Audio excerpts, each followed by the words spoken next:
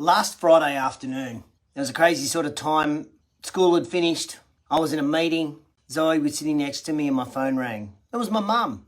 Didn't worry about answering it. The phone rang a second time. It was my mum. I didn't answer it because I was in a meeting. She rang a third time and I handed my phone to my daughter Zoe and I said, "Can you take that, find out what Nanny wants and tell her I'm in a meeting?" Zoe took the phone call and she told me that my mum had just fallen over and she couldn't get up. So I cancelled the meeting immediately, jumped in the car and went to mum's house. Looking at kind of the way her foot was and the way her leg was being held, it was fairly obvious that she'd probably broken her hip. Now my mum's 80 and she's led a great life. She's had great holidays. She's run a fantastic business. She's been entrepreneurial. She's won awards. She's been extremely successful as a business person. It wasn't if she was going to break a hip, it was when she was going to break a hip. She wasn't active, she wasn't strong, and she wasn't mobile.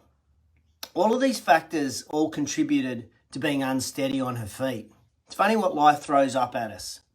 Whether we're in business or in our personal life, we all have choices. We can choose anything.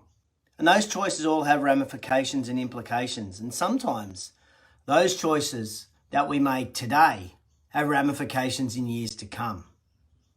So this week's JT in the Raw is about inspiring you to actually turn the mirror on yourself and just think about your own health and your own choices. Welcome to JT in the Raw, show 269, right through the thin on business. And after 31 years, 32 years nearly in business, I've just got a few thins to chew.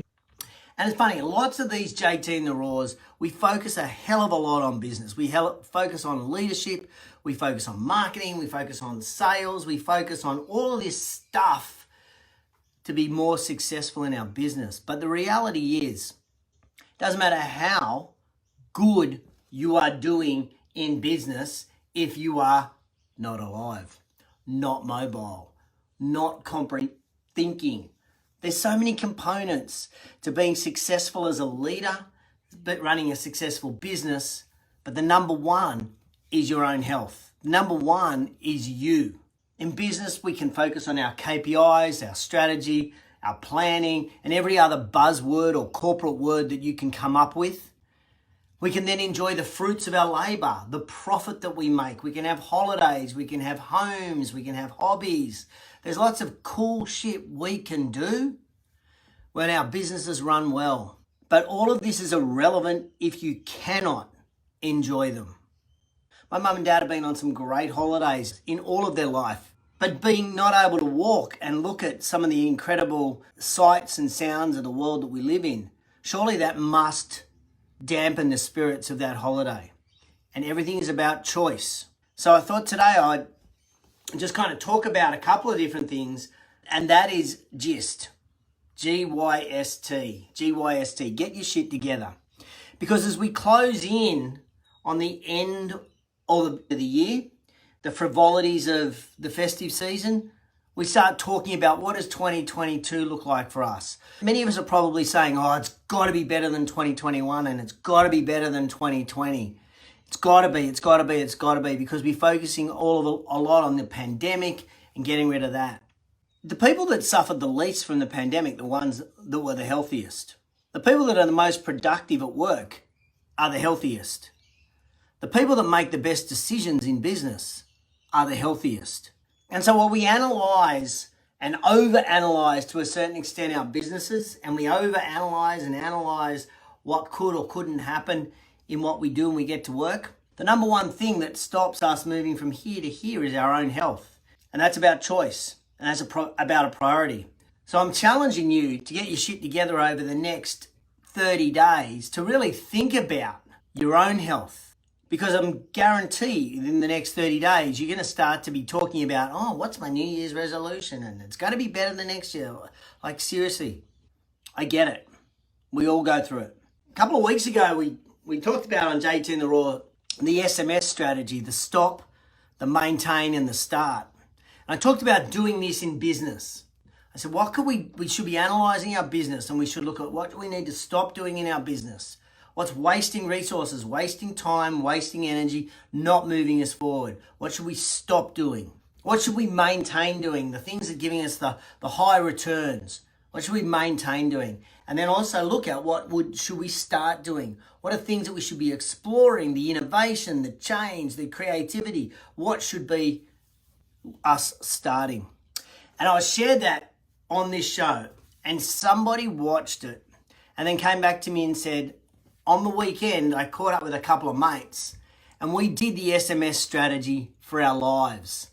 And I went, what do you mean? And he said, well, instead of having the filter of business, we had the filter of our life. So in life, what should we stop doing? What should we maintain doing? And what should we start doing? And he said the discussion was phenomenal. And that's inspired me. Thanks, Shay, for that inspiration to talk about this again today, because this is what all of this is about. If my mum had looked at perhaps an SMS strategy 20 years ago, would she have broken her hip? Maybe, maybe not. But the chances of her doing that would have been less. And so that's the thing for you that I'm really challenging you on. Could you achieve more in business? Could you achieve more time with your family? Could you have more profit? Could you do more shit in 2022 if you ran a few things through the SMS strategy? What are some of the things that you should start doing, maintain doing, or stop doing? Oh, Belinda said she used the SMS in a team meeting at head office this week. Yay! Awesome. That's great. Now, Belinda, get them to use it in their personal life, because this is about choice. And my mum is a highly intelligent woman, but she's highly entrepreneurial and she puts herself second. Now, for you guys to be successful in business, you have to put yourself first. For you to be successful as a parent, you've got to put yourself first. Now, I'm not saying, when I say first, I'm not saying being too selfish. I'm not saying that. I'm just saying, if you're going to be a great parent, if you're going to be a great mate, a great friend, or you're going to be great at work, you've got to be healthy. You've got to be alive. You're not much use to anybody if you're not. You're not much use to anybody if you're incapacitated in some shape or form. Our number one asset that we have is our own health. I know, seeing my mum in a crumpled up heap in the rain last Friday gave me two lessons. One lesson was I should have worked harder with her. And the second one was, that's not what I want. I want to make sure that I am active, I'm strong, that my bones are strong, my limbs are strong, my muscles are strong, I can take a fall or I can bounce back.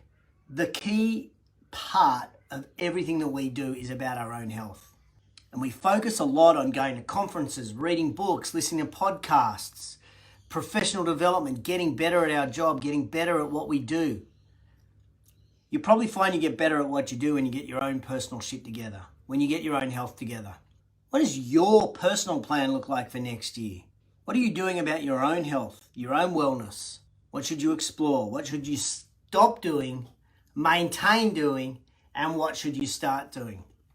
Just get your shit together and think about that SMS strategy for yourself. What do you need to stop doing in your life? What do you need to maintain in your life? And what do you need to start doing in your life? I'll leave that challenge with you. I hope you have a great weekend, and I'll catch you on the flip side.